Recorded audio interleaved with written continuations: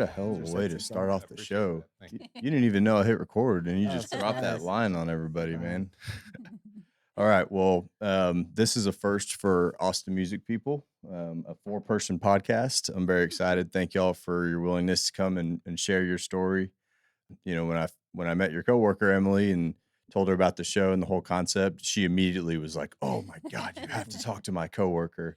And so, thank y'all very Yeah, much. Looking yeah. forward. So we'll just, if we could go around the room. No, I'm just kidding. But so Emily, where are you from, Emily? I'm from El Paso. El Paso. All right. I grew up there and moved here in the fall of 95. Okay.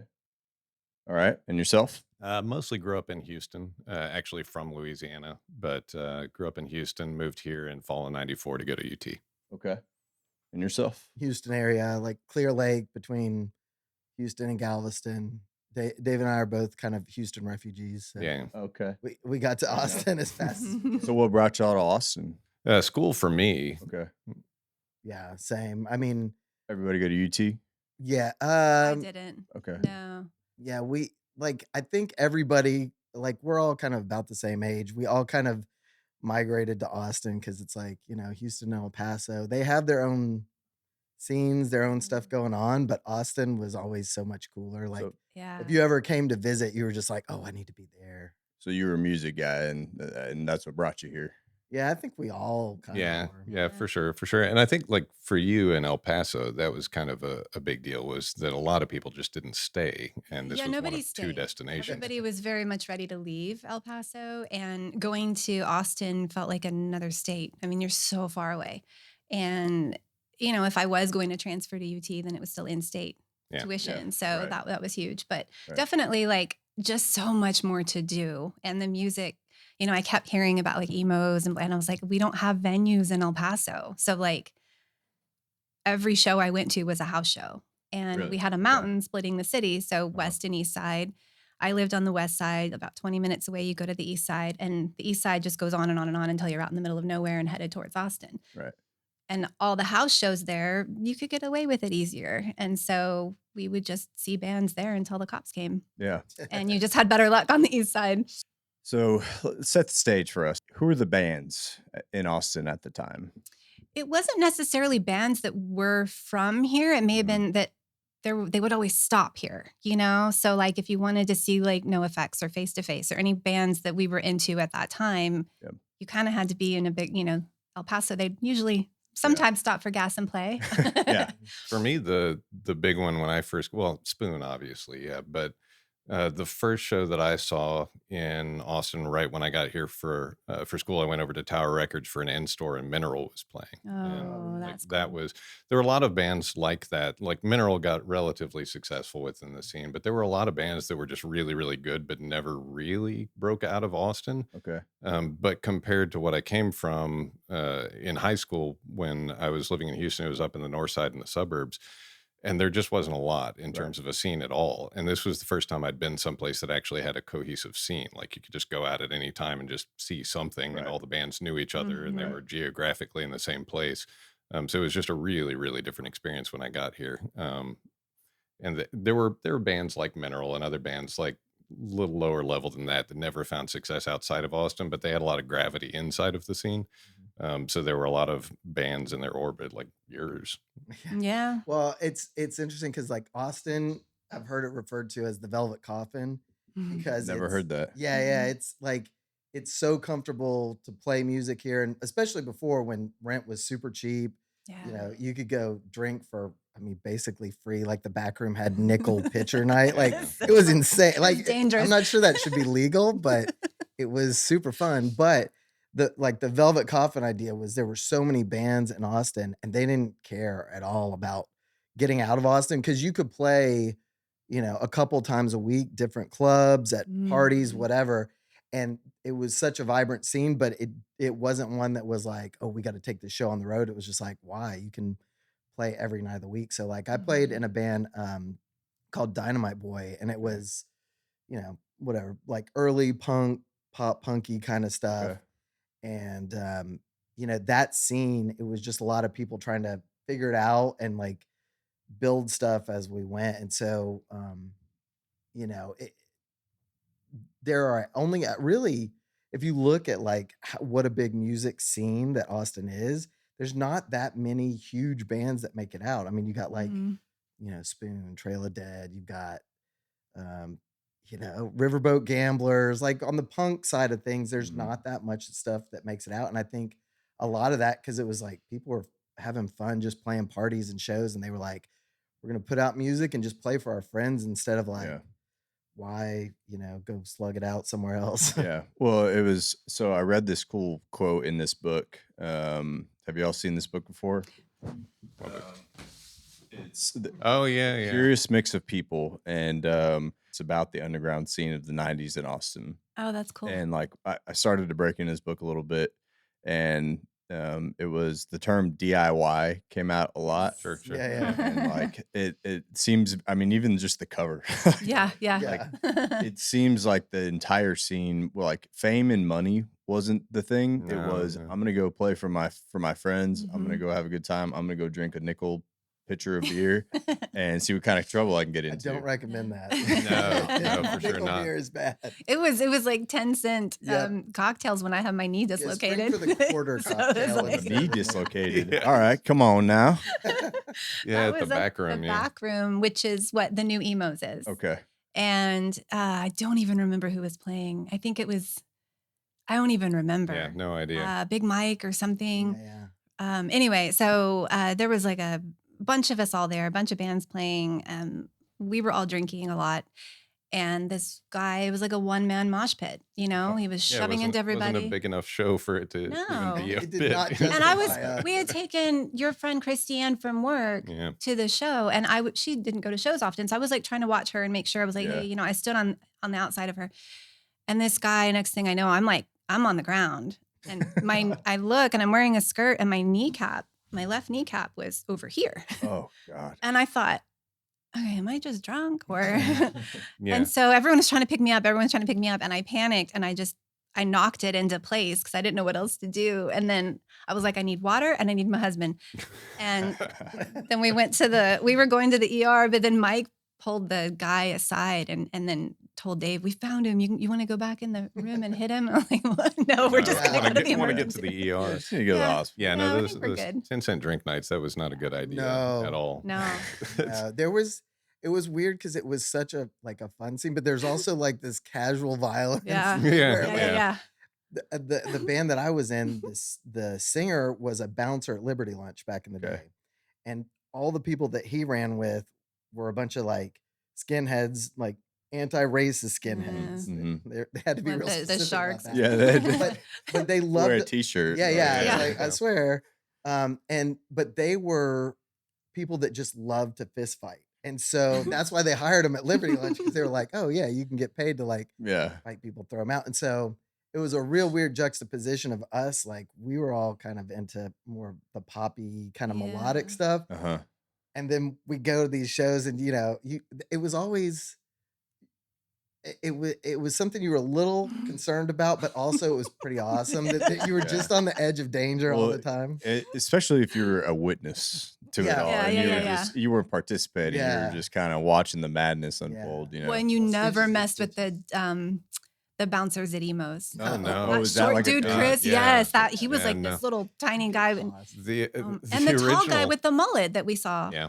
Yeah. Yeah, no, those original bouncers at Emos, like that did was the not one fuck place with where them. you absolutely positively did not fuck around. Really? Like, you get No. smashed in the head with a mag light. Like Uh-huh. that place was a mess. Yeah. Huh.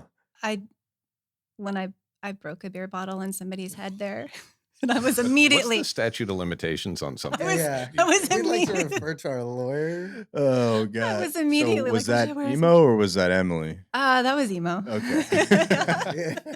Emily is the professional person. During the Emo day. is like that crazy voice that comes out and is Yeah. like, yeah, you should throw that drink. Yeah, yeah. Or- And that's you. He is my devil on my shoulder. He and I get into trouble. So was it like a you're just emotions, like was it a fight? Was it you just really loved the song? Like It was when Dynamite Boy was playing, and I was standing with Andrew's wife, Mhm. and this guy in front of us just kept like shaking his like sweat all over us and shoving back into us, and it was not nobody was trying to start a mosh pit. Yeah. And he kept doing it.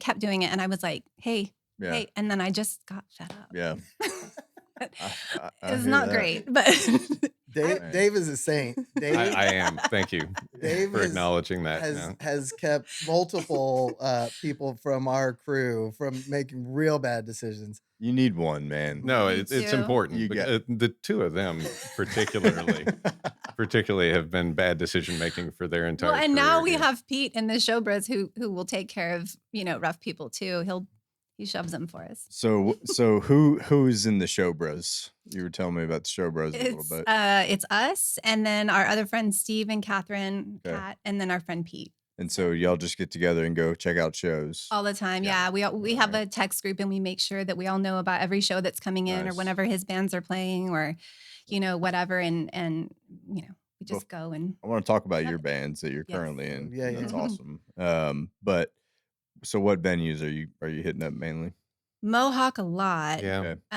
Empire, Parish. Come and take it sometimes. Come and take it I sometimes. haven't been to Come and Take It yet.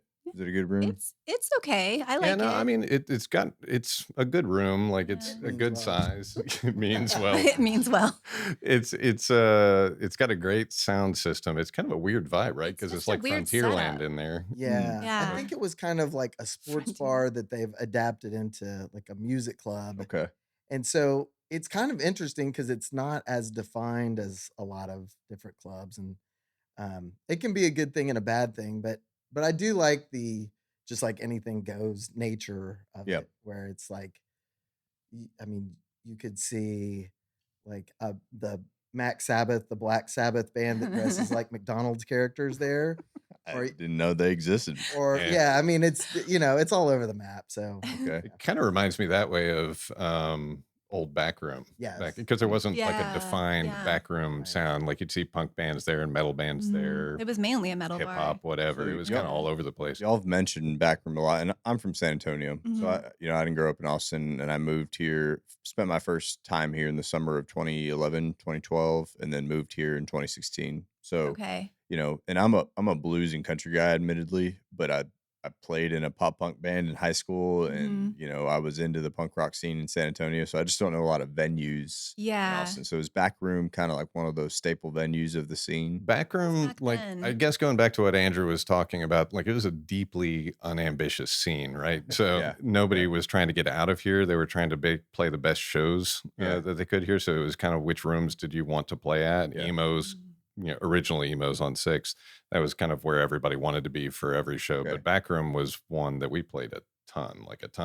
Yeah. Voodoo Lounge. Yeah, Voodoo Lounge. Or was Voodoo Lounge? That was in the was warehouse that? district when it was Yeah. still actually warehouses. It was It's probably literally over where like PF Chang's is now. Yeah. It somewhere wasn't there. real. It was weird. It was almost like we broke into it and it wasn't like It was, official. I'm pretty sure It it was was real some kind of sketchy. front Yeah, or yeah. something. There was Yeah. no.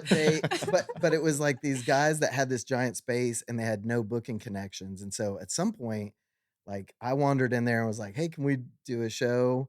And they were like, "Yeah, you can have the whole club." And like I don't think they knew how the money side of it worked. So they were just like, "Yeah, we'll just give you like 90% of the door." And we are like, "Okay." Alrighty. So, we ran a lot of shows through there. At some point, like it started becoming where booking agents were calling. So like Okay. the booking agents for like Fat Records bands and Epitaph and stuff were starting to call me, and I was like, "Oh, I'm not signing these contracts." Yeah. They were like, "Okay, you got to guarantee whatever the Vandals." Yeah, Vandals played there, $1,500. Propaganda. Yeah. We did a show with Less Than Jake and Oh, like, really? Veil, and there were a lot of these in the early days. There weren't clubs that were really supporting a lot of that kind of music, and so I mean, they were just making just crazy gambles on 18-year-old kids. Like, Yeah. "Hey, can you go ahead and book this?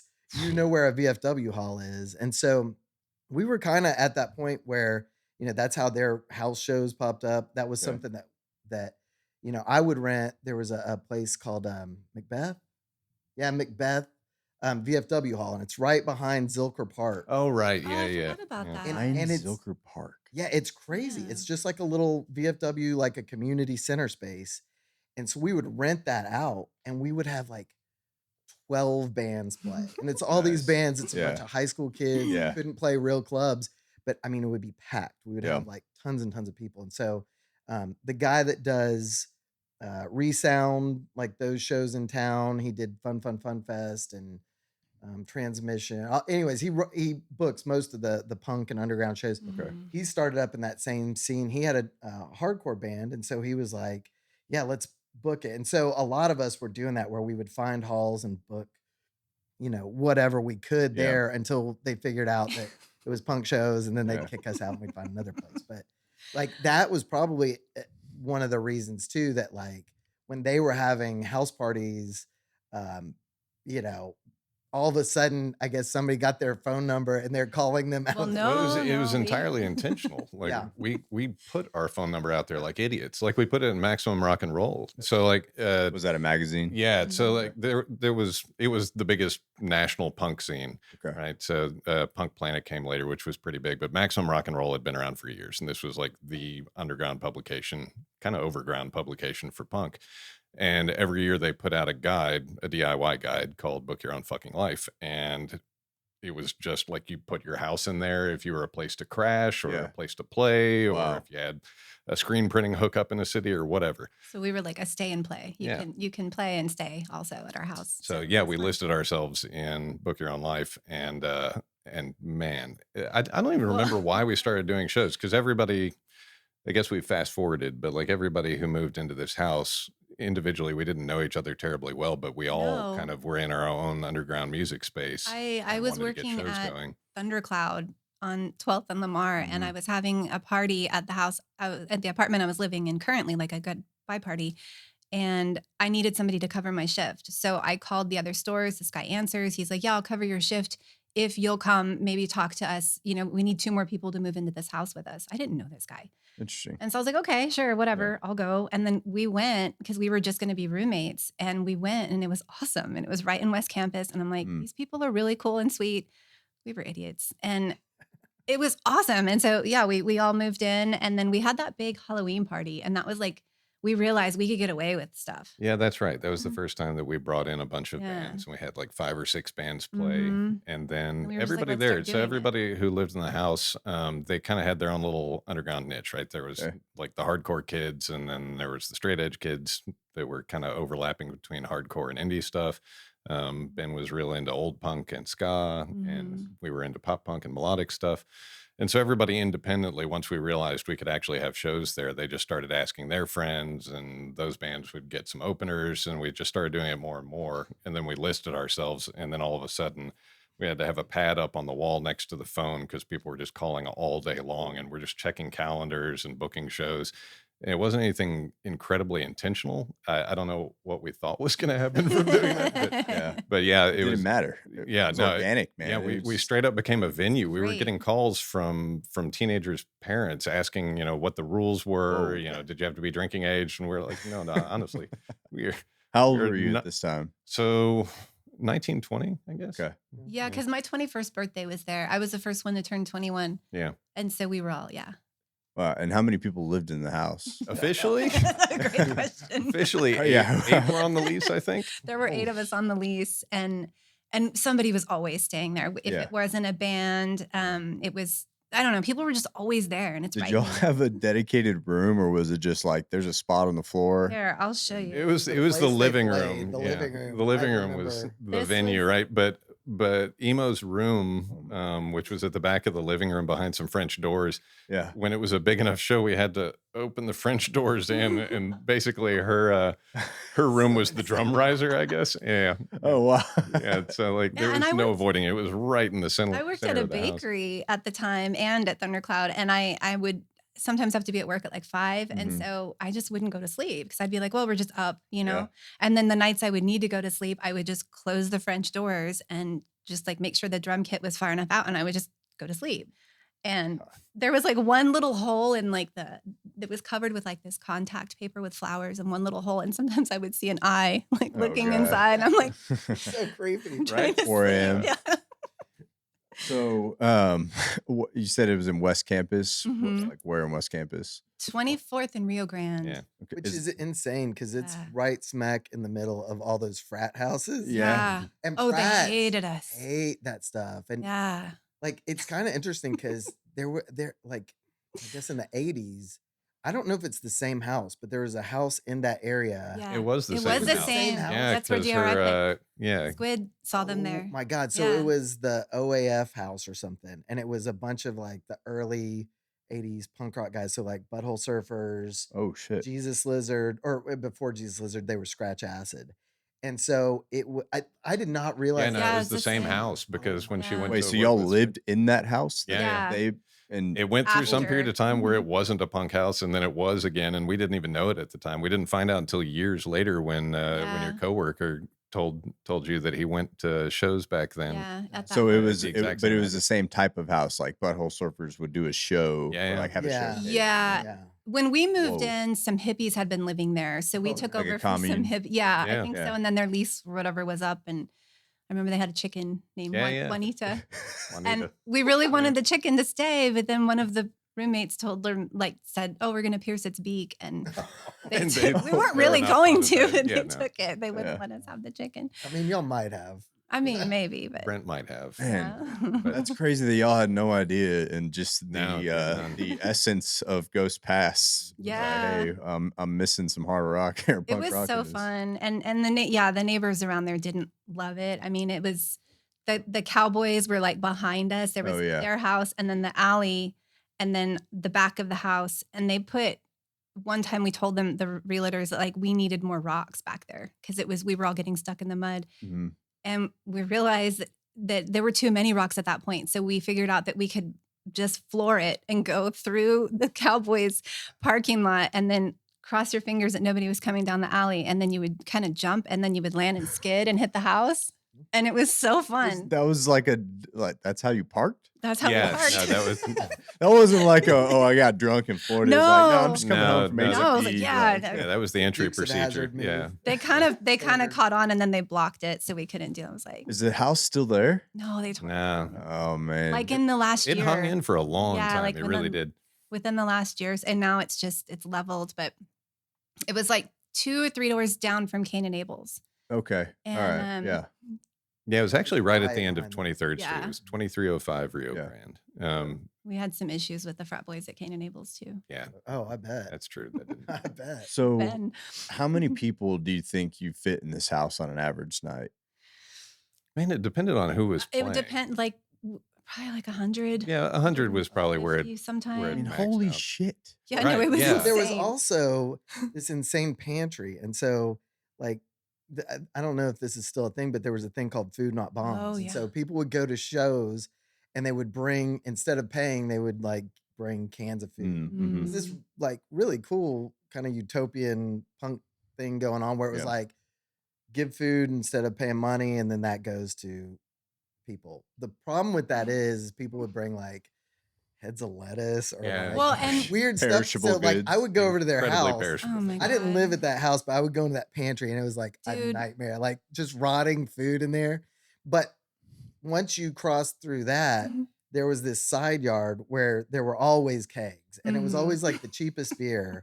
But you'd have like maybe 100 people in the house, and you'd probably have 100 people just like Mhm. all around the keg too. So Yeah. it was and it in the was- backyard hanging out in the Yeah. backyard. But yeah, it it was a full-on circus. It was pretty awesome. Did y'all ever get any like media attention? I mean, obviously you were putting your stuff out in a publication, but like social media wasn't a big thing then, or it wasn't in a general. thing. Mm-mm. So What about the roller skating party? Was that tied Oh to the yeah, house? yeah. That I was guess tight. I mean that I counts have a as newspaper. yeah. So a couple of the roommates were running under some weird alternative political ticket for I don't know, student I have that council or something at UT. Article. Yeah. And yeah, Daniel and Ben started Mhm. the roller skate party, Yeah. and that was in the papers for a couple of weeks. I And still they had don't like fully pictures understand of what them that was. roller skating nude, or Yeah, well, they were Was on the it- couch nude. I know that in the picture, Okay, but I that don't know was- if that's what they did regularly. I that don't was know. it. But there, it seemed like it was a small blip on the radar, but their campaign headquarters was your house. Yeah, the campaign Everything was the headquarters was the house. house. I totally forgot about the nude photo shoot. Yeah, that was which- something. Yeah, That was really but something. apart from that, no, not for the music. No. They win the race. I don't think they did. I don't. Not even close. I'm not sure they got votes. But there was a competing house, the Red House. Oakland Red House. Yeah, Oakland so Red that was the House. other thing is that Okay. every house had a name. So it was OAF back before it was us. Our house was the Apathy House, which was Apathy, like everybody had to pick a name for their house if they were going to have shows. So it was like a venue, so people could identify what that was beyond just the address. Ours was named that because we sat down to try and figure it out and nobody cared. Yeah. So we just became the Apathy House. But Yeah. then we had a competing punk house that was much more like properly scenester. And I think Graham was there actually. I think so. They were all straight edge. Yeah, they were Oh, yeah. a bunch of straight edge Yeah. hardcore kids, and they'd be over at our house too. Like Yeah, for we all sure. ran in the same But circles. we were at, so like everyone would go to Starseeds Cafe. After you go to Emos, everyone would end up at Starseeds. We'd be there till like, 3 or 4 in the morning. And on the restroom wall, like there would be like something about the Red House guys being better in bed or whatever than the Apathy House. I mean, it was just so stupid. It was so Yeah, stupid. no, it was some Like, real amazing high school shit. Nobody Yeah. took it seriously, but it No. was funny to have a fake rivalry with Yeah. another Yeah. I punk house. mean, that's cool though, man. Y'all had a community. It was Yeah. fun, yeah. And Like- all that stuff was before punk was like a real big viable thing. I feel like yeah. that was maybe before like the Green Day, Nirvana, like Well, explosion, or Dookie maybe was kind of close to right that. around the same Maybe time. it was- Right around yeah. the same time. So it hadn't yeah. like turbocharged where that was a big thing. And so it Mhm. was Yeah. like you'd see all the same people at different stuff. And there were Yeah. even like there was a guy that he lived in a house and he just decided to turn his house into a zine library. So people were making handmade, paper Xerox copied magazines about the music scene and about Okay. bands and stuff like that. And it was, like that guy just was like, I'm going to turn my house into a zine library. And people would go over there and like read zines. I mean, it seems kind of crazy. But Whoa. it's cool. No, but I mean, it's just like the Texas show list or the show list that would Oh, come yeah, out every yeah. Friday, and you'd go down to Soundex and you'd go get it, to know what was going, because you weren't online. That Yeah. wasn't a thing yet. Yeah, there was a printed paper Texas show list that you'd have to Okay. go down to Soundex. I don't know if it made it to Waterloo or not, but it was just a Xerox copy, like literally typed out of Yeah. every show coming up in the future. Yeah. That was the only way any of us knew stuff beyond what our friends were doing, like touring bands and whatnot. You had to go get this printed Mhm. sheet I that came see. out once a week and know what's coming up, 3 months down the road because somebody talked to the booking agent at Emos or whatever. Yeah. And so Soundex is Sound Exchange. Yeah. And so Mhm. where was Sound Exchange? In relation to the house, it was like 5 blocks away. It was- so it was at the yeah. corner 24th in and 19th and Guadalupe, Guadalupe. maybe? No, it's Mhm. 19th. Or 19th, and we're 20. Yeah, we were at 19th 24th. and Guad. 21st? Okay. 21st. 21st, Yeah. yep. All right. We Meet in got the we got meet there in the middle. eventually. We got there eventually. We would all get paid on the same day, like, from paychecks, and we Sure, yeah. would race and like try and call out, I get this album, because we knew it was coming out. And then Okay. like somebody would grab it and I'd be like, I'll trade you, 7 inches for that album or whatever. It was ridiculous. Was Sound Exchange tailored specifically to the punk rock scene? It had a lot of punk. Had but a it was- lot. I mean, it had Yeah. kind of indie. It just had stuff that was outside of the normal. Yeah, outside Yeah. of what Like, was popular. Yeah, but the people that worked there, were so key to people finding Mhm. out about music, because you would go in there and like if you went into a record store maybe like I don't know, End of Veneer is a great record store where they have Mm. this same mentality, but you go in and those people know so much about music that they're like, what are you into? You give them like a couple bands, they're like, okay, I got something that's cooler than that. It's Yeah. like further in. And it was like such a a great jumping off point to find cool music, Yeah. because Mm. it was before like the internet was like where you would really go out and search for bands. It was like you had to know somebody that knew Yeah. about other bands. And so yeah, they also had like a wall of just local bands. Okay. So Mhm. like when you first walked in, the first thing you saw was like flyers for shows that were going on. Uh-huh. And then that first wall was like 7 inches for local bands. And that Okay. was like Mm. huge, because you'd be like, oh, this band must be really good because they're on the wall. They're on the Yeah. wall. Yeah, The I wall remember- was like it was a thing. big to make the wall. Yeah. it Yeah, was. yeah. Like I remember the like first 7-inch Dynamite Boy did. It was like a split with this band, The Impossibles, and we got up on the wall, and I was just like I would That's go so into the fun. store because I lived not far down the street, and I would just go in the store and kind of look at it. We're on the wall. That's That's cool, awesome. man. So that was like goal to be on the wall at Sound Yeah. Exchange. Yeah, yeah. That's awesome. And we spent an unreasonable amount of time there. I mean, the money Oh too. yeah. So yeah, there Yeah. was no other way to sample music, but you could go there and they had 2 turntables and a CD player, and you just pop on some headphones and listen to everything in the store to decide what you wanted to buy. Yeah. And if Mhm. it was a sealed CD, they'd open it up for you and let you play it and then put it back on the shelf if you didn't want it.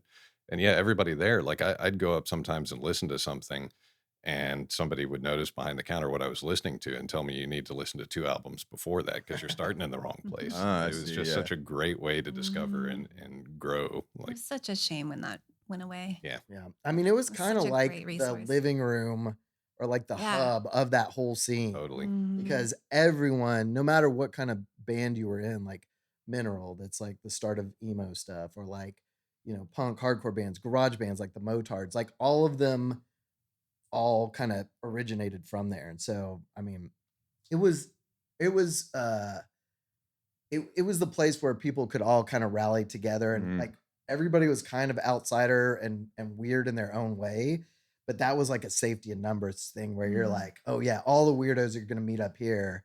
And then it gave you this thing where it was just like, oh yeah, we can go out and spread this, and Yeah. like Well, it's just it's a continuation of the whole community aspect of what punk rock is and what the whole DIY movement was, right? And it Mhm. was just a place to congregate. And just the thought of walking into a record store. I mean, I vividly remember I made AB honor roll in middle school. My mom took me. This was when the top 2 songs out were Paper Cut by Linkin Park and Mambo Number 5 by I forget his name. And I remember like Lou Vega. yeah, Lou Vega. But I remember like listening to like the intro to Paper Cut and be like, holy shit. And I was standing in the record store, like it wasn't on the radio or whatever. Like I wasn't on Instagram figuring it out. Like I was Yep. figuring it out in live It's the time best. Yeah. right there with the headphones. Like, all right, this is my song or this is my CD. But so that's cool. I mean, it was an organic way to It's the best. to Yeah. expand your musical network, if you will. So the Apathy House. Mhm. How long did that go on for? 1 year, one 1 year. beautiful 1 year. shining year. But Yeah, it's like no. dog years, probably. Yeah, no, I mean, it felt it's like worth like eternity. 10 normal years. It was like the real world, but punk people. Mm. And it was very sad when it was over because, you have all these people, we didn't know each other. Yeah. We were literally strangers moving Right. in. And I mean, they were looking in your room while you're trying to sleep. yeah, That's cool. Right, yeah. It's it was family. like people Weird. that were at the show, but it was wild. I remember my mom came to see me from El Paso and she started crying. Like she was not okay with me Oh, living there. she's She was like, and my mom was like very like society and wanted me to be a debutante so badly. Oh, wow. Was never in my Yeah. scene, but she cried and offered to move me, full expenses paid to Colorado. And I I think I'm having fun. Yeah. I'm good. Oh no, that place was a death trap for sure. Oh Like, my! it- Tell them it- about the it- carjack. Wait, didn't you have to sleep on like a heating vent or something? I slept, so they converted the space in the attic that was around the staircase to the second floor. It was just weird horseshoe that they just put plywood into, and that was my room. And yeah, Yeah. this house was from the early 1900s, Sure. and Yeah. it had this old school cast iron pipe that I don't know what it came from, but it was very hot. Yeah. And that was right next to my bed. And every morning without fail, I rolled out of the bed and put my hand on that thing and burned the Gosh. shit out of myself. But no, That's in the winter. the floor jack, that was actually Oh, that was your my fault. I- Yeah. I Oh, was that? I thought apologize. it was Ben's fault. That was your fault. No, that was very much That was my Andrew's bad. fault. So that was I think that I'd like was to over. take this podcast opportunity to apologize. Thank you. For I almost destroying the house. We're I out think here it's providing great. platforms for people Thank to make you. amends, I man. appreciate you Yeah. getting that on the Dr. permanent Cool. record. So I think that was over Thanksgiving break. Yeah, that feels right. So Andrew was very deep in the scene, right? So like he talked about Voodoo Lounge, but people were always looking to Andrew to book shows. Okay. And he called one day and asked if he could book this show at the house because everybody else was going to be out of town. I didn't really want to do it, but he had apparently already committed this And show. it was a ska show. It was a terrible ska Like, show. Yeah, that's. So I mean, that's what I I mean, apologize it was more for than anything. dude, it was a high school ska Oh, show. oh, I boy. mean, these were not. That's tough. Yeah, like none of us were amazing, but that was not amazing. So it was a whole bunch of 15 and 16-year-old ska Mm. kids, and they showed up in force, right? Like they had Hell never yeah. been to a show before. It was fantastic for them. I was the only roommate still in town, and I'm upstairs. And in my stupid little plywood room, I'm shaking back and forth. The CDs are falling out of the case that's attached to the wall. And I go down and like I'm 19 or 20 years old. Yeah. And I'm loudly announcing to these kids that they have to stop dancing. Like this is, I can see the house moving. And I walked out to the street and you could physically see it swaying back and forth. Wow. This like damn near 100-year-old wood Yeah. house that's up on pier and beams. After this thing was over, we walked in after the kids cleared out and it was concaved. Our living room was a bowl. Like it had Shit. snapped all of the beams that the house stood Yeah. on. And we had to get one of our roommate's friends to get under there weirdly with a tire jack Yeah. and jacked up the middle of the living room floor and it held. And he said that underneath the house was tree stumps. Yeah. Like I mean, that yeah. was the foundation of Yeah. the house. So Yeah, that must have been super old house. Yeah. Yeah. And Crazy so, old. yeah, Andrew damn near knocked it down. Look, we all make mistakes. Yeah. Appreciate that. Man, there's something to be said about 15, 16-year-old kids dancing in the sky. Oh, in unison, just skanking along. Oh, yeah. Oh, I was there. I was there A at lot of the energy. White Rabbit. Did y'all ever make it down to the White Rabbit in San We Antonio? did. Yeah, we played White Rabbit a handful of times. Yeah, It was that great. that was where me and my buddies we had a little, like I mentioned earlier, a little band, and that was I didn't realize. I mean, growing up in San Antonio, the punk scene and metal scene was huge, and I never really realized how big it was until I got out of San Antonio. Mhm. And like all the tour, it was first of all it was the first stop for a lot of the touring acts, but a lot of bands came out of there from what I understand, and Right. I'm not going to be able to name a bunch, but like even when I was in high school, like you were talking about the bill of 10 to 12 high school, like that was it, Oh man. yeah. There was like the number one band, and you know they had all the girls, and they had all the night. Like that dude plays a freaking Les Paul. I'm over Right, here with right, this right. with this Ibanez right here, like damn, like he's got a Marshall stack. Gotta Holy climb your way to the top. yeah. Yeah. But you know, it was just like that whole thing. And I mean, there's something to be said about all that though. I mean, oh, like, absolutely. I Yeah. mean, that's like where all of us started for sure. Yeah. Yeah. Well, and San Antonio is kind of weird because the Sex Pistols came through mhm, in like 1978 or something. mhm, And that was kind of like the start of like American punk. I mean, there was like the Ramones that were starting around then, right. but Sex Pistols played in San Antonio, and that show is what started most of the punk bands in Austin. Like Hmm. all the people from Austin, so like Big Boys, Yeah. the Mhm. Violators that had Kathy Valentine from the Go-Go's, like Yeah. all these bands literally saw that show and came back and started punk bands in Austin, and that's what kind of blew everything up. But it's pretty wild to be able to like kind of look back at Mhm. San Antonio, how that Yeah. affected it, because it's like there's definitely that thread going under it. I wish Bevis was here because he opened for the Ramones, No way. and he's telling me, like I was saying, he's giving me a music history That's lesson. so cool. Yeah. And yeah, he opened for the Ramones here in town and the Clash and all that. And he went to that show, but in Dallas. Yeah. He said like half the city went to Dallas, half Yeah. went to San Antonio, and then they converged. And they only did a handful of shows before, I guess, Sid killed Nancy. Like it was, Yeah, I mean, it was a real volatile thing, but it was like all the people. There was a handful of people in Texas that wanted to go see it. mhm. What was going on, the craziness, and then probably 2/3 of the crowd was people that just wanted to beat up the weirdos at the show. So it was this like super controversial, like Yeah. confrontational thing, and like the San Antonio show, like Sid like hit somebody in the face with his bass, and Oh shit. so it was like that was kind of like the kickoff. Like it's weird to see how like echoes of like some kind of cultural impact like that just like reverberate through the years, how Mhm. it just keeps going. And like there's a lot of things where like Austin is such a DIY scene, and it came from a lot of that. Like the bands that started up, they didn't know how to do any of that stuff, but they saw the Sex Pistols and they were like, we're just gonna build our own weird Yeah. thing. And like Austin never had the music infrastructure that like a Nashville or an Right. LA or a New York had. We didn't have like a bunch of recording studios, so it was mostly people figuring out how to use 4 tracks and stuff Yep. like that. We didn't have managers or any of that stuff, so it was just like, let's just make our own weird stuff. And it kind of worked out better, more interestingly, I feel Yeah. like, than a lot of the, prepackaged stuff that came later. So what bands were you in back then and now?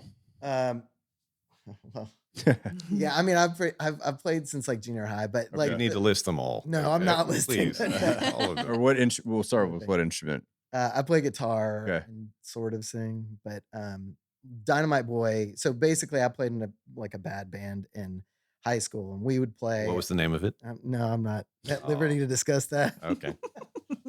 We but we would play like really bad punk and sometimes funk, and like we've moved on from that, but we moved to Austin and got super into the DIY scene, and so like within the first year started booking our own shows, Mhm. started a record label, did all this stuff.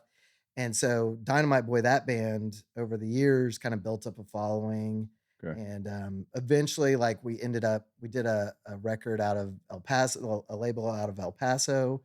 Um, we had the bass player from the Big Boys, who's like, kind of the start of the river for punk in Austin. Okay. He produced our album, so he was telling us stories about like playing with the Bad Brains and Dead Kennedys, and we're like, oh Whoa, my god, just yeah, nerding yeah. out so hard. And so anyway, so that band, we had that record, and then we did another couple, and then we got signed to Fearless out of Los Angeles. Okay. And got to fly out there and record at Paramount Studios. So that for us was just like, okay, we've hit the Yeah. top of the thing. Like Yeah. it was really cool. And then it got to the point where I was like, I graduated college and I was trying to figure out, okay, do I do this, stay on the road, or do I get a job and play music for fun? And I kind of went that way. Mhm. And so like I've played in a bunch of bands since then, but the one I'm in now is called Band of Bastards, and Okay. it's kind of like punk hardcore stuff, kind of like Minor Threat style. Okay. And there's a bunch of guys that have played in bands forever, like the Jason Reese from Trail of Dead. He's our singer, and so he, in Trail of Dead, he has to do a bunch of different stuff. And this one, he just has the mic and just goes straight out in the crowd as soon as we start playing. Oh, So, yeah. but yeah, like that's the one that I'm playing with now, and we get to play on. We've gotten to play with some crazy bands like Negative Approach, Circle Jerks. Who else? We went on tour, like did some Texas dates with Off, which is the Circle Jerk singer Keith Mhm. Morris, who Mhm. was in Black Flag, all that stuff. So it's it kind of continues on, and it's been a fun way to do it. Admittedly, I never knew about Off until Anthony Kiedis wore an Off hat. Oh yeah, Yeah. And I was yeah. like, I mean, they rep them so hard. There's so many like famous quote people that love them. Like Jack Black is in their videos. Oh, really? And Oh. yeah, but they were really great band. They started off basically like, let's just do Black Flag style, Circle Jerk style music. And then their last album before they broke up, it was wild. Like it was all over the place. Like noisy punk kind of, I don't know. It was pretty impressive. But to go and see like Keith Morris, their singer, like, I mean, he's got to be late 60s. Yeah, late for sure. 70s. Like to see him just belt it out and then come off stage and he was just like, just hanging out, just taking a nap in the backstage. You're like, oh my God, this guy is. Well, you got to pace yourself. Yeah, Yeah. you do. I mean, he was a road warrior. Especially at 70. Yeah. But it's wild because it's like, I guess when punk started in the 70s or 80s, there was no version of it where there's like an elder statesman Right. of that. Mhm. So like for us now, you'll see these shows and there'll be reunions and you're like, that was a bad reunion. Yeah. You shouldn't have done that. And then Yeah. some, they still kill it. So Yeah, for sure. Yeah. Well, that's a good point. There was nobody really to look up to, which ties into the whole DIY stuff. Yeah. It's just like, we're going to figure this out. yeah. Where do you play in town? I mean, all over, like usually Mohawk, Empire, Ballroom. Ballroom. Yeah, 29th Street. Yeah. That's a good one. Parish. I mean, we'll kind of play wherever. Yeah. You ever played over there at Oh. Hotel Vegas? Yeah, Hotel Yeah, Vegas. yeah. Actually, Yeah. we played That's South good. by Southwest at Hotel Oh, Vegas. nice. And it was Awesome. probably like one of the best shows I've ever played in my life. It was amazing. It was like right after COVID had kind of lifted up. It was Yeah. the first year back with South by, Mm-hmm. and we got on stage, and it was like the big outside stage. And I can't remember what happened, but like our singer had flowers and he threw them out in the crowd, and then like we just started going, and like all of our songs are like max 2 minutes, Yeah. so it was just like bang, bang, bang, bang, Yeah. and like to see all those people out and like full circle pit going, that was pretty awesome. That's awesome. So y'all get a lot of moshing at your shows. We get some moshing, Yeah. yeah. Nice. I mean, You ever get out there and join? sporadic moshing. It depends. I mean, like it's weird because like punk hardcore stuff is kind of big now with like Mhm. Turnstile, but you just never know what the What the crowd's gonna do? yeah. I mean, I sometimes think it's people are into different too. I feel like it's a little rougher now. Like back in the day was a lot, I don't know, friendlier, and you would go to these bars and see you knew everybody. And Mhm. now it's just there's a lot more people here. And more so, angst. yeah, there's a little bit more angst. And a so lot of that weird like karate stuff in the pit. I don't Oh, get that. yeah. at Ricky the all. raccoon, like what's his deal? Yes.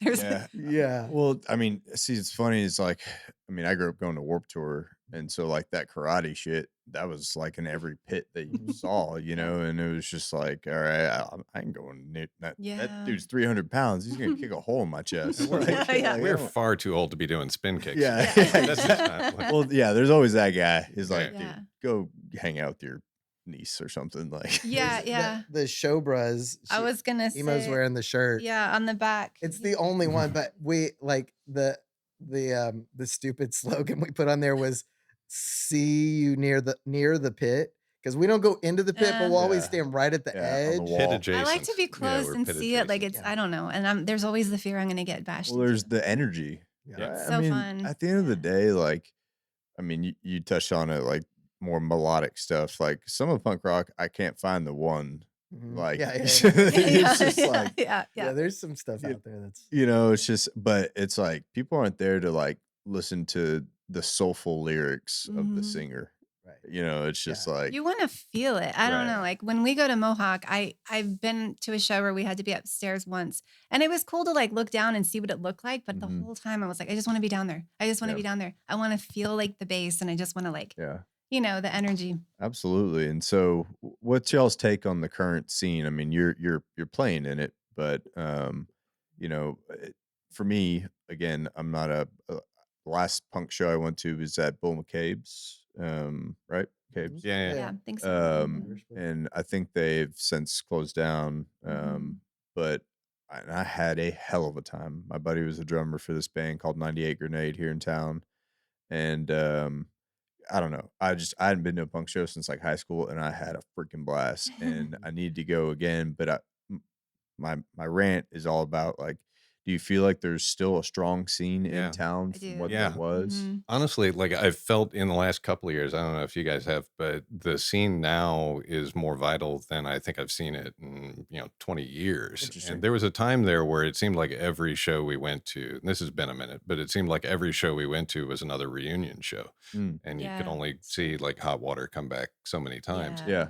Yeah. And they were all great and good, but everybody there was our age. And Yeah. now we go to shows and we're clearly the oldest people Yeah, we're the there. old Yeah. people. And Yeah. and That's that's awesome. That's really good. That's I Like, love very it. good. We Yeah. have a 25-year-old son, Okay. and he goes to shows, and Nice. I see people that age while we're there, and I'm like, this is great. I love to know that like they're still carrying the torch. Yeah. and that I we'll thought it was still be just able to- gonna kind of fade away, Yeah. and like yeah, some of the new bands like Riley, they're young and they're Right. so good. Well, and for a long time it was like, you'd have bands that would sing like "Walk Together, Rock Together." It's like all of us together, but you look and it was all just white dudes with shaved heads. And Yeah. you're like, yeah, okay. we're not. And yeah. like now, if you look at like hardcore and punk, it's like every shape, every Mhm. every kind of person that could be up there is doing it. And that's like really cool because it's like kind of like, I don't know, what it started like it should be, but it never really was. Really now was, it's now it's there. But Mhm. I think like I think after COVID, like everybody was locked down, and especially like for us, where it's like, Oh, that was awful. We've been going to shows together for 20 plus years, and Man, so that's a like, beautiful it's been thing. 30 years. Yeah. I regret listen, that. I'm I know. rewriting history. Yeah. We're But that's we're okay, Andrew. You don't age. I have proof. we're all 24 years old. yeah. No, but I mean, like we've been doing music so long Mm-hmm. that like to have a couple years off where you couldn't do it, it's like I feel like Mm-hmm. everybody realized how important it is, and Mhm. just now, like if you go to like every show is sold out. Every show is packed. Mhm. Like, and that's cool. I mean, it's Yeah. sometimes it's tougher to park, but I'm really glad Well, to like see the that. Now you're really turnstile. showing your age. Yeah, Yeah, yeah, I yeah. know. I can't see the stage. I have to park. I know. Turnstile, that show sold out in like Yeah, seconds. Yeah. it's crazy. That's gonna be nuts. I don't know if you're familiar with that band, No, but are they they're local? huge. No, where Okay. they're from, like Baltimore. Uh-huh. They're huge right now, and Okay. you'll see them on Instagram. And you got to see them at Stubbs, and you're so lucky. They're way too big for that now. And No, better than that. They played Sound on Sound Festival. oh, So Sound on Sound Festival. yeah, so there was Fun, which was like Yeah. the huge festival in town, and somehow I think they had some corporate partners that came in and took over. Okay. They were like, "Fine, keep the name. We'll come up with something new." So, and this is that Graham guy that hmm we grew up with, where he was booking shows. So he came up with the idea, Sound on Sound, and it's also named after like a Big Boy song, the early Austin punk band. And they had it at a Renaissance fair. Oh yeah. oh yeah. Like the grounds of a Renaissance Like fair. over Okay. towards It Bastrop. was Yeah. insane. And so Turnstile played in front of a castle. It was I didn't know it was that. Oh, bonkers. shit. And they weren't that big. It was like Yeah. Out there off 290, right? yeah, out near I don't know, It was on the- Shermanville or something. Sure. I think I just I'm made gonna up a say town I'm gonna name. say yes. Yeah. But it that that festival only lasted a couple years because it was so far, and I think the first year got rained out. And No, it was yeah. a mess. But to see a band like Turnstile play in front of a castle, I mean, they because had dragons, they had jousting. they just played a show in Baltimore. Like what, like 10,000 people Yeah. were there, and the It's like arena. entire sea of people. It was one giant mosh pit. So like, Wow. Free show at a we'll see park. them. When is that? November, September? October. Okay, yeah. So Yeah. I'm excited about that. But yeah, I absolutely love where the scene's at right now. Like Mm-hmm. it's fantastic to see all this. But yeah, I mean, we were all going absolutely bonkers for a couple of years there. Oh, with that was nothing to awful. do. That was that Pup was the band that we saw Mhm. when COVID closed down, and then randomly they came right when it opened back up, and Yeah. both of those sets were so amazing. And Who's? then I'm sorry. Go ahead. oh, I was gonna say we've been to a festival in Florida, Gainesville. It's called The Fest, and I Okay. think this is the 23rd year. Something like that. It's over 20 for sure. Yeah, and I've always wanted to go. We went a couple years ago. We're supposed to go again this year. And that's such a great feeling because like everyone that's there just is so happy and grateful to be there. And it's a Mhm. lot of like new bands, a lot of bands that have been there forever. But it's like it's sort of like what South by used to be, where Right. within like a 5 or 6 block radius, you just go from this club to this club to this club. Yeah. And you're just catching, we You might saw see a Grammy nominated band. I mean, maybe not. right, but like But, we like- saw Milo from the Descendants. Like we saw the Descendants, and then we ran to this club, and I look, and he's like, everyone from the band's like running with you to go see the next set Wow. for whoever, and he's like That's awesome. standing right in front of us, Wow. and then people recognized him and started taking pictures, and he was really sweet. But that's really great, and that makes me happy that that's still thriving. Yeah. That kind of stuff. Agreed. And like you're right. Back when South by was that size, like it was such So a great. different thing back Yeah. then.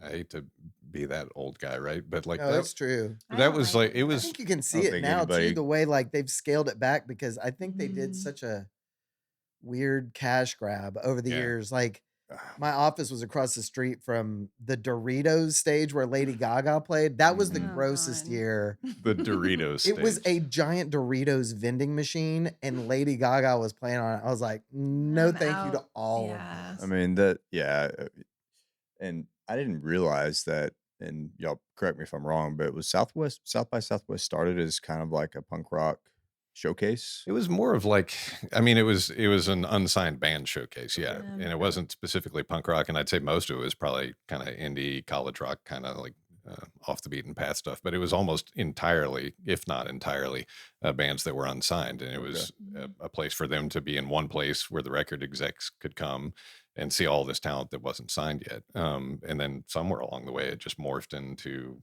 whatever it is now. But yeah, back then you could legitimately spend all night out, see 8, 9 different bands you'd never heard of before. And it was kind of like being at Soundex listening to stuff. Like you'd find bands. Yeah. You Yeah, it was didn't go about there to discovery. see something. It was You went there great. to Discovering find bands. something new. Mhm. Yeah. I mean, and I feel like I got lucky because I lived through that a little bit in the early 2010s when so I went to Texas A&M. My sister went to UT, and so I'd come down for South by during spring break and all that.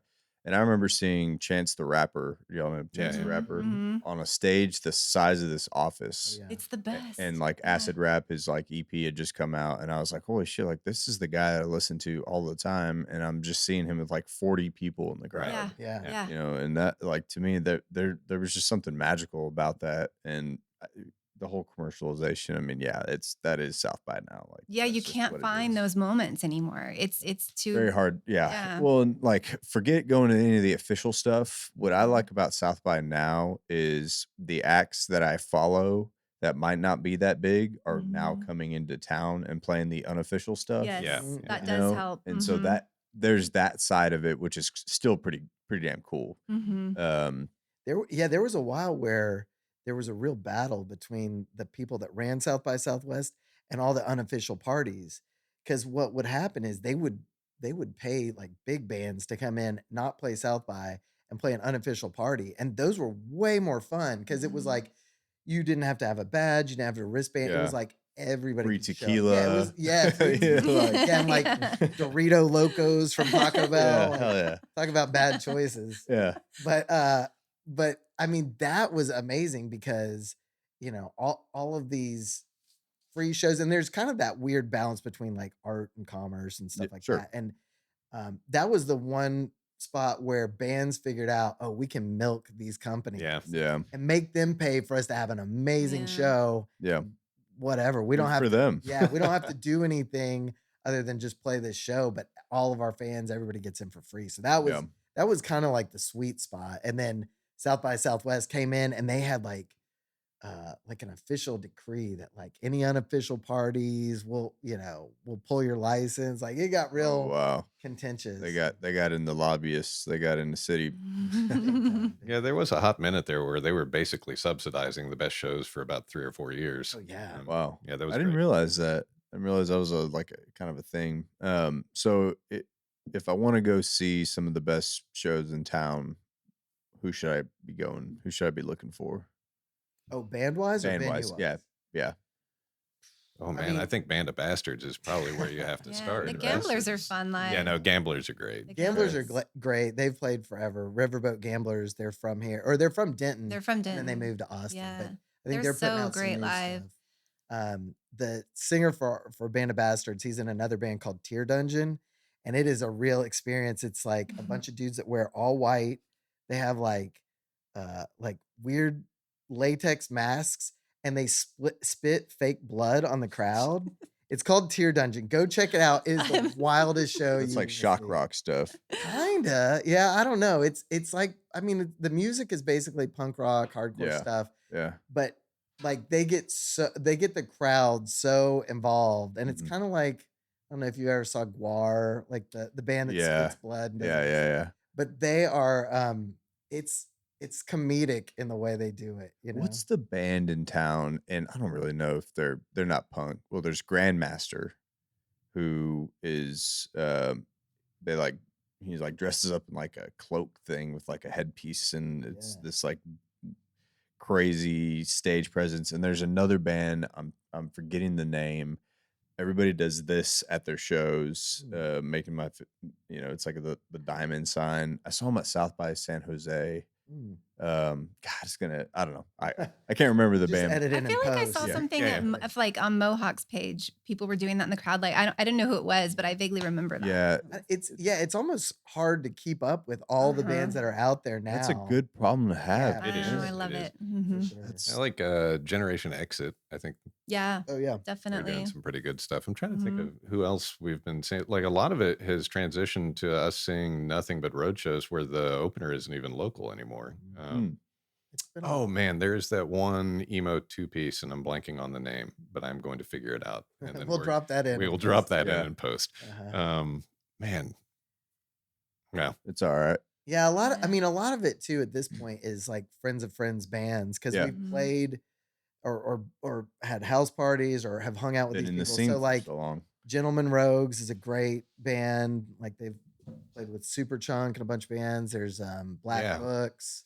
man, Gentlemen Rogues, fantastic. Like they Really- should be so much bigger than they I are. know. It's Danny like, is like one of the great Mhm. songwriters for pop. Like, yeah, they're very like replacements. yeah, Like Okay. like if you gave the Replacements like a 12-pack of Red Bull or something. Yeah, that's true. It's That's like that. perfect. It's really great. And that is kind of the weird thing too, because there are so many bands in Austin that are so much better than, like a Houston band or a Dallas Yeah.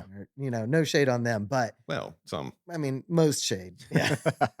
But the thing is, like, Austin, the bar is so high and Yep. people are used to seeing music all the time. And so, it's harder to make a big splash here, I feel like, unless you're, in all white spitting blood on people. Are there like production companies now and not companies, but Yeah. like are there studios now tailored to the punk rock scene? And are we there Yeah, yet? where are people recording anyway? I mean, It was they're kind of Music Lane it's back kind of then. all over. There's, Stuart Sykes is a guy that did a bunch of Gambler stuff. Hmm. He's amazing, but he also did like, I think White Stripes. I mean, he did like Oh, wow. big stuff. Yeah. There's a guy named Charles Godfrey. He did some of the Band of Bastards stuff, and he is amazing. He did like Trail of Dead. He did Yeah Yeah Yeahs, Cannibal Corpse, Whiskey Meyer. Like, so all over the He's all map. over the map. Yeah. And there's all that stuff going on. But one thing there's a company called Spaceflight Records. Yeah. They're out of Austin. Yeah. And it's go ahead. No, I was gonna say Croy and the Boys, I think is Yeah. on that, and same with Garrett T. Caps. He's Yep. he's out of San Antonio. Yep. And like Primo the Alien. They have a bunch of stuff, but basically it's this weird kind of non-profit Okay. record label out of Austin. And it's like they're doing it to support the music. It's not like a big cash grab thing. Got it. And super cool to see the stuff that they're doing, where they actually have like marketing budget to push, records and stuff like that. They were doing some kind of series where it was like 7 inches of different Austin bands too. So they're doing really cool stuff to help push the scene. All right. Shout out Spaceflight Records, man. Spaceflight. That's awesome. Rookie Park was the band I was That's thinking the of. The 2PC mill? I've Yeah. heard them. Oh, they're great. Yeah. Okay, go check out Rookie Park. Do check out Rookie Park. Yeah. So when's y'all's next show? What's the next one on the? What on the is the list? next one on the calendar? I I think don't have my it's Small phone. Stakes, isn't it? Waves? Oh, Oh, yeah. it's Small It's Stakes. Small Stakes. I don't know what's after that. Um, The summer's kind of empty. It's so far. empty until I have to look at our text chain. Waves is coming up at Mohawk. Yeah, but there's something else. When is that? Okay. good. I have Well, I at have least we a were list. prepared for this. I have a list in my phone of like all the shows, and so Okay. like Yeah. our Nice. text thread between the Showbruhs is insane because it'll start like, "Hey, are y'all going to this show?" Mhm. and then it will turn into like, just 100 inside jokes. That's how it is, man. Yeah. It's- I it don't gets out of remember. control. I know in the fall there's some Turnstile, and then we've got the fest. But then who's playing also like right around the in October? We were just talking about this. Turnstile. No, somebody else. Okay, I'm gonna have Anyway. to look now. Yeah, I can't remember, but it's like I get grumpy when there isn't one Yeah. coming up. I'm like, we Yeah. gotta go see some music. And that's awesome that you bring your son, or that he's into the scene. And Yeah, we Yeah. have one son who's super into hardcore now, Okay. and one who will not go see live shows with He's us. just Oh, really? He's He's just like, not into "Ah." live music at all. Yeah, last Interesting. time we took him, it was a pretty low key show, and he Yeah. bailed about 3 songs in. And that was that. No, so, thank you. Yeah. So Yeah. does anybody else in the Showbruhs have kids? Y'all, Yeah. it's We all become do except for I Pete. think we Yeah. all do, yeah. okay, awesome. And so Yeah. y'all's kids have grown up together and Yeah. all that stuff. That's Yeah. pretty cool. Yeah, man. he's our younger son's godfather. Oh, awesome. And so we've known each other for so long that it's been so great because we've grown up together, and Yeah. now our kids all have too. That's like cousins, Yeah. and it's Yeah. wild. So many of them are off to college now, and So going back to the house, what's the one story that y'all bring up every time you get together, or like that's like, holy shit, remember when a concave floor due to a skanking is pretty good, but like, I mean, y'all Mm. have anything like that? My 21st birthday party was pretty epic there. We had like 5 bands and several kegs and a bouncy house. And it had been raining so much like the week leading up to it. And the rocks in the back, they got real soggy, and Food Not Bombs people decided to make a compost pile in the backyard. Nice. So that mixed with the rain. Mm. I remember, after just a crazy night and then waking up, and I woke up and I came around the back of the house, and our roommate's car was like, her front right wheel was like this, and her back left wheel was in the air. And so around her front right wheel, it was like a cornucopia of I don't even know Just what. rotting fruits and veggies. Yeah. It was, No. And that was fucking hilarious. But I remember, just it was like the constant chaos of like Yeah. coming home and like, oh, there's bands here, or there's people skating in the living room, or somebody stayed with us for like 3 weeks and we didn't know who that was. that was wild. So we, I mean, how do So we- you like the simple thing of like taking a shower and be like, who is this guy? Yeah. No, it was. we had Everybody know. so many people stay there after shows. Like there were plenty of Normal. times we would just go catch a show somewhere and the touring band didn't have a place to crash. So they'd come stay at our house. Nice. And there were times where, somebody had a friend who was going to stay for a week. But that time, 2 guys were there the next day after a show, and we all thought that it was somebody else's friend, and they were there for quite a while, and they Oh. were the best roommates we ever had. They kept everything clean. They took By far. phone They, messages. they did Amazing. dishes. They took Awesome. messages. Yeah. They were fantastic. Yeah. No idea if anyone even caught their name. One of And- them took off after a bit, and the other one stayed for like another week or so. And then one day there was just a really nice thank you note, and he was gone. And that's Right. when we all talked to each other, and nobody knew who it was. So, I mean, like, I'm thinking that y'all, like, what I'm envisioning is obviously you were involved in the booking process and everything, but it sounds like things would be happening and you'd be like, I'm just going to go upstairs. Like, Yeah. Mhm. I'm tired. There were Like, so many of us, and there were always these occasions where we would just decide that was somebody else's problem, right? yeah. Like yeah. One, two, three, not maybe Yeah. maybe I helped flyer this. Maybe I had something to do with the first band, but surely it's the other roommate's problem, Yeah. whoever's playing right now. So yeah, we would all just Always kind of point the check out finger at a to point where somebody we were else. not Were into y'all it in anymore. bands? Did y'all play? I I wasn't. was, They yeah. were, Yeah, and sometimes Dave and I played together. together, Yeah. yeah. My Which- role was to go to rehearsal, and I would bring a backpack with like Jack Daniels, and I would Mhm. go from like this room to this room because all the local bands would be practicing at Music Lab, and so I would just like go sit in this room for a bit and then go over here. It was Yeah. so fun. There's probably a high rise there now. I'm assuming one of those. Yeah, where is music? No, Music Lab Probably. is A Chipotle. St. Yeah, St. probably. Elmo. Well, I mean, yeah, it was kind of in the St. Elmo area. It Yeah. might actually still be there. I have I'm no not idea. sure. But yeah. Oh, Music Lab. Yeah. Yeah. Oh no! You know what? This is pure Mm. evil. We used to practice at Music Lab. Like, I mean, up until recently, they built a Tesla showroom. That's right. Oh, God. no. I was like, That's right. What a move to come Yeah. into Austin and kill the Yeah. space where people can practice. Mhm. And have for so long. It's, just a Yeah. total dick move. Well, Not shout out surprised. Space ATX for still existing. Yeah, Space ATX is a great place. That's on Manchac. Manchac, Yep. Yeah, Yep. and it's kind of funny too because you'll see like real band, like big bands, like Mhm. Black Real Angels, bands. like Black Angels and stuff are in there, and you'll see people shooting videos and all That's kinds cool. of stuff. So it's cool to see that, like, that's kind of where a lot of that stuff has moved. I know there's like practice spaces up north. I can't remember what the name of them is, but like the Gentleman Rogues guys all run a spot up there, and so Okay.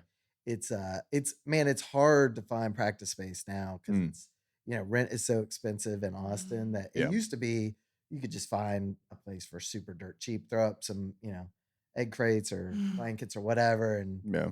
the neighbors probably wouldn't complain. But now it's like, okay, we got to find a space. Well, that was the other great thing about the Apathy House is we Oh. could just practice there whenever we wanted. Oh, you can tell the story about Hickey. Oh, sure. Yeah, there's that. But Speaking yeah, of we used noise. to practice there, and just people who lived nearby or were walking around on the street would just poke their head into the house and then come hang out for a few songs of practice. No idea who they were. Yeah, either. there was a drum kit that stayed in the dining room. And Nice. so anybody would just come in and play, and then like people would walk in and be like, "Who's playing tonight? Like, who are you?" It's so fun though. I mean, was God, that awesome. must have been such a blast. I just remember, like, even in high school, like having been at, we had the garage, and so Yeah, like yeah. it was like a separated garage, and same Mhm. thing. Friends would just come over and hang out and listen to our shitty practice. It's Oh, the it's the best. best. like It's the Absolute best. Yeah, best. It's, Yeah. it's I mean, it's kind of the purest way of like Mhm. music where it's not as polished, and like now everything is so Ticketmaster presents, and it's like Yeah. $80, a convenience fee on top of a Yeah. $60 ticket, Yeah, it's which so is insane. So expensive. like, I really hope that some of it gets back more to like house shows Mhm. because it's so much more interesting to see that than like every perfect lighting show, every perfect Mhm. sound. Yeah. Like, get I like back to just like the the raw, weirdo yeah. art stuff of people just throwing it out there before it's fully cooked. I Well, want to so Yeah. see that more. it turns out it's still there. We're just quite old, but Oh that's yeah, I was yeah. gonna That's say, like have y'all our been? son. That's Patton all. House. Patton Oh, House is one Yeah. right now that well, really in the still shows. tunnels under Tunnel shows. Don't Austin rat them High. out. Don't rat them out. Well, The we're not people telling can't them where know. they are. Yeah. There are tunnels somewhere and there are shows there. But yeah, Oh my like god. our son just went to hardcore shows in people's houses and whatnot, kind of Yes. wherever. Yeah. And I was gonna say, have y'all been to a house show I have recently? not No, I been to a would house show love in so to. long, but I would I love feel that. like we're old enough now. They would be like, okay, who Yeah, like who Undercover let these cops. people Yes, in? totally. I hey, know. Yeah. fellow kids, are you ready to rock? Yeah, Well, we made some noise. Unfortunately, while we were living at the Apathy House, they they put in a meditation center next Oh, door to us. Yeah, worst possible That idea. was Like really dumb on their part. and like wow. more power to them, but they I just know. picked the wrong They location. did. So yeah, we wound up kind of being at odds with them for the back half of the year that we were in the Apathy House. Um, in addition to it being a meditation center, they turned the garage behind it into kind of a fourplex of apartments. Mm. And the people who were staying there were really trying to embrace being centered and focus on their wellness. And so every show we had from that point forward, the cops would get called on us, which in retrospect, perfectly justifiable. But at the Yeah. time, like that sucked a lot. It was Like, annoying. and so it really culminated one night where there was a band called Hickey who they never really became much of anything, but for about a 2-year period, they were out of San Francisco and they were just huge in the punk community. And they were playing here in Austin at Blue Flamingo, what is Blue Flamingo now? Chess Club. Yeah, Hmm. Chess Club. Which was it was kind of right down the street from Nemo's, and it was where you would have kind of second level punk shows all the time. And they played a great set there, and they had an off day the next night. And we just asked them after the show, feel like playing again tomorrow night if you're still going to be in town, and they were absolutely all over it. So word got out about that, and they had a much bigger crowd the next night at our house than they did at Blue Flamingo because you could fit more people in there, Yeah. and people were stoked to go see it for free. Hickey's whole shtick was that they would get naked during shows, but they couldn't do that in clubs, right? Like that Yeah. just wasn't workable. So Yeah. we found out after the fact that is why they were so stoked to be playing at our house, because that wasn't going to be For an the issue there. nakedness. We were so used at this point to the cops showing up that I caught one song and then just waited out on the front porch because the cops were going to come pretty soon and I didn't want them busting into the house. So they showed up like 3 songs in, asked what's going on. We got some noise complaints, justified. We can hear it from the street, all of this. And they asked me to open the door and see what's going on inside. I opened the door and there are 3 naked men playing really loud punk. One of them is standing up on the side of the drum kit with a foot across onto the top of the amp head, screaming into the mic. I mean, just dangling everywhere. Yeah. It was a Oh, bad shit. scene. The look on the cops' faces, and they told me, to their credit, okay, we're not going to shut this down now, but what's going to happen is we're going to give you a warning and tell you to turn this off. They're going to call back. We're going to come back and say you didn't hear our warning, and now we have to shut the show down. So you have 10 minutes. So I sat out there for 10 minutes, and it just degenerated inside. Like it was It's so fun. crazy. Yeah, a lot of naked people, a lot of weird stuff happening in there. Other Cops people come started back. taking their clothes off. Yeah, it got Yeah. weird. And then the cops came back and shut it down. Like, absolutely no problem. Appreciate that. But we got 30 real strong minutes out of that. Man. And the people next door just And like 20 years later, absolutely somebody hated it. came up to us and we were talking about Oh, music. yeah. And he's like, oh shit, that was your house? Because he loved Hickey. Yeah, no, that was a Yeah. phenomenal show. Yeah, it was fun. Do y'all ever get recognized around town? Like, hey man, I went to a show at the Apathy House. Occasionally when we tell these stories, you'll find somebody like that Yeah, who you'll was find at somebody one of like the that, but shows or not remembers the physically, house. you Yeah. know? But like there's the Facebook page, like DIY 90s. What is it? Yeah, DIY 90s awesome. Something, yeah. And occasionally somebody will post pictures like, holy shit, that's our house. And so I didn't know who that was that posted the picture, but then, you know, occasionally I'll see stuff up there. Oh, I you know, love that you'll see pictures show up there and it's from y'all's living room and it's Yeah. a band playing. And I feel like it was from your birthday party somebody put up. That was me. Yeah, that was Oh, good yeah. work. Strong Thank work. you. Pictures of emo as a kid, as a baby, eating like a chocolate It was cake. on my first birthday. Yeah, happy birthday. We did And the it cake said, smash. it just says there was 3 portraits, and it says emo eats poop. Oh, I saw. Yeah, Yeah, she's. yeah. I've seen Yes, that in the and so, photos. like- yeah. That shows up in so Yeah, I know. many So you'll pictures. see these like, legendary punk bands that were like coming around, and you'll just see in the background emo eats poop. It's just like What a rich legacy. it know. really is. Yeah. This chocolate They'll cake. talk about it in books one day. Yeah, Yeah. like recently, Marty sent us that video. It was the only time I've actually seen video footage of a show from there. Somebody recorded like a 100-watt clock show Yeah. from way back when, Yeah. and it was posted on YouTube. And in the background, a good solid 40 minutes of emo eats poop. That's awesome. God, that's awesome. Love you. So, what do y'all think? And I ask everybody who comes on the show this question: what do you think about the term "live music capital of the world" in general? Like for me, when I got here, I think that was probably just starting up around then, or at least getting broadcast. It didn't mean a ton to me back then. Like I thought of that as being kind of music that wasn't specifically for me. And I think if anything, maybe I approached it back then as, like a haughty scenester, thinking like that's like, that's the traditional blues scene, or that's Right. Stevie Ray Vaughan or whatever. Yeah. And I didn't really appreciate that until later, that the whole reason that I found the town compelling in the first place was this idea that like there was music constantly all the place. It was incredibly accessible. Like people like me who were just terrible in terrible little bands could still play 3 nights a week if they really wanted to. So like it was a thing I don't think I appreciated then, but definitely appreciate now.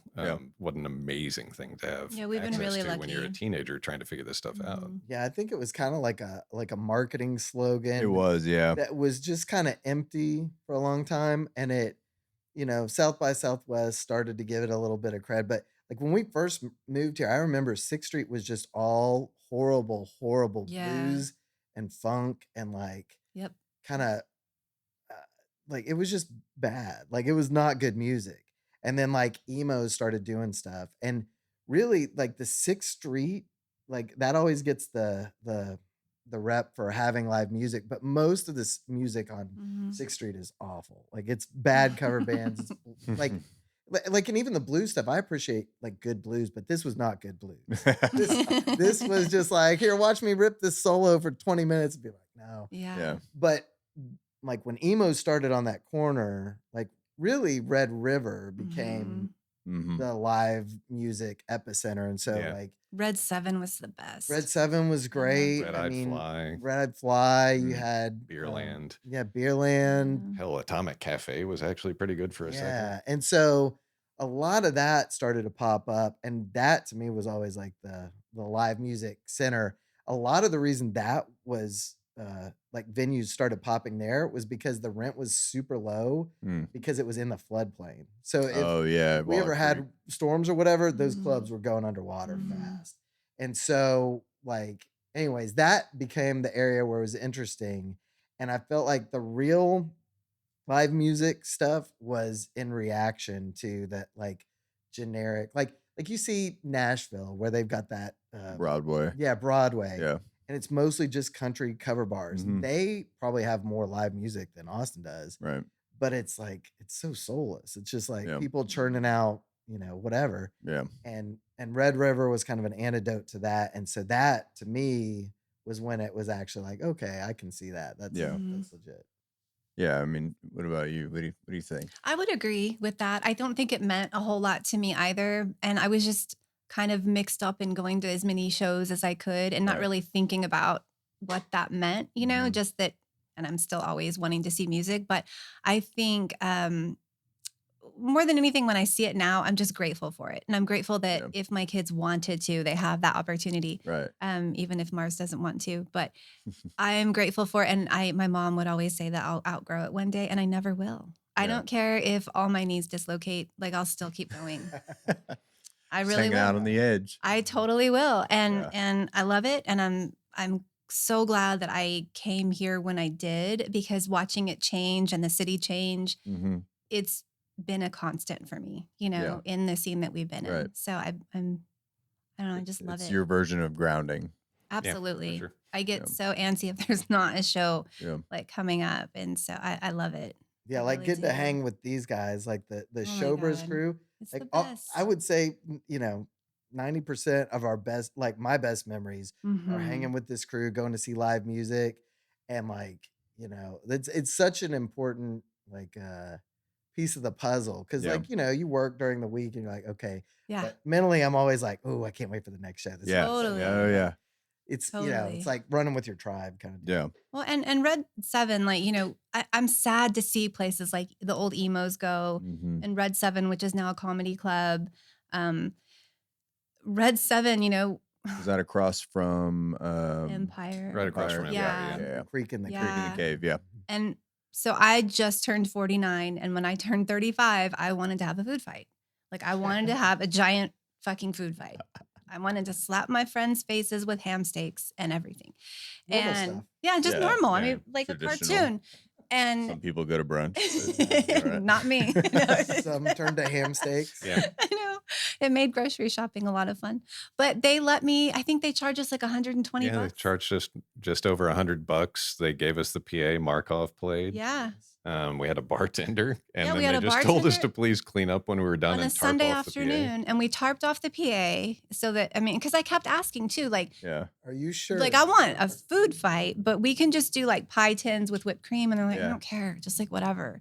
And I'm like, all right. So everyone brought ammo, and it was the fucking best 8 minutes of my whole life. Yeah, that was absolutely I'll fantastic. send you a video of it. It's Please. hilarious. I would love to see that. I would Yeah, love to see it that. was so fun. And this jerk with your bag of flour after everyone was wet, he just Listen, if you ever get involved in a food fight, I don't think I have.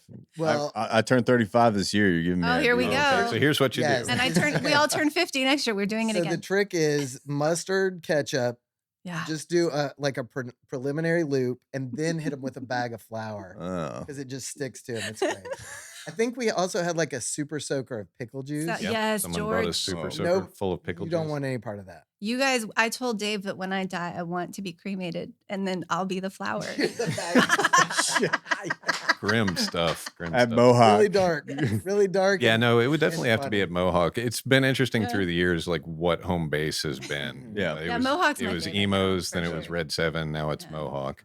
There's always this one club that's the club. Outside shows at Mohawk when it's a little chilly or like a little, it's the fucking best. Some of my favorite South by memories are outside shows at Mohawk. Yeah, Mhm. great best. space. It's the fact that there's like the balcony there. Yeah. It feels like you're kind of in a pit. Yeah, You know, yeah. it's just it's When- so and, badass. and all the people at Mohawk have all been in the scene forever. So Yeah. I don't know if you've ever seen him, but the big bouncer dude, he's got a huge beard. He's Hard like, to miss. he looks like the dude from Harry Potter. He's like a big dude, and he is the biggest sweetheart. His name is Hu Shang, and he and I went on our first tour together. He was he was in the van with us, but from that moment, like I'll see him at every show at Mohawk. Mhm. But also, both of our daughters do like competitive dance, so we'll see each other like oh, nice. as dance As dads. dads. And we just look at each other. We're just like, Yeah. oh, we've seen some stuff,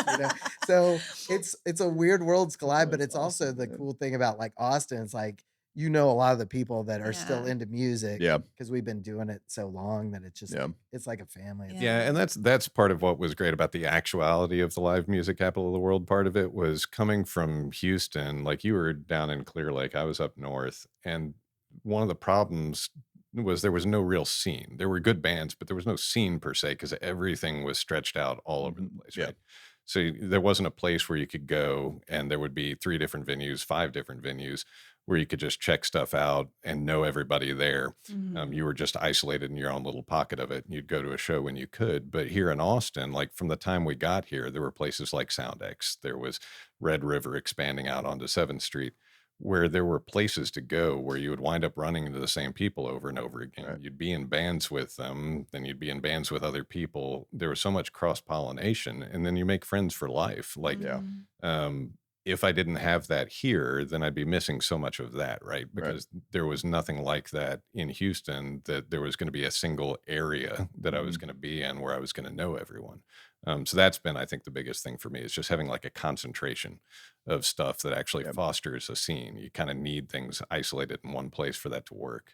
My response to that question is the community aspect of Austin music.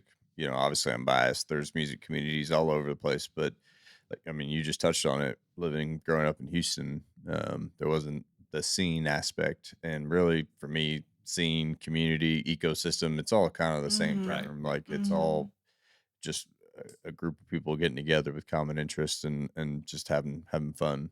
But I really appreciate this has been awesome to Yeah, hear y'all's it's been story. fun. Thank y'all for coming on, and I hope you don't dislocate your other knee doing your food fight. I'm sure I will. It's It's It's been done. It'll happen again. but you We'll make know, sure of it. I'm jealous of the Showbros. I hope y'all keep that going. You'll have to come 'cause out on Yeah. like a Showbruhs Yeah. run with us. I would Yeah. love to. Thank Maybe you. maybe for you'll Honorary get Showbruh. initiated. I Yeah. would love to. Thank you very much for that invite. But in all seriousness, thank you very much. This Thank has you. been awesome. And we'll see y'all later. All right. Appreciate Thank it. you. Thanks for listening. Know someone we should talk to? Give us a shout on Instagram at Austin Music People. Tell your friends, tell your family, and get out there and support Austin music.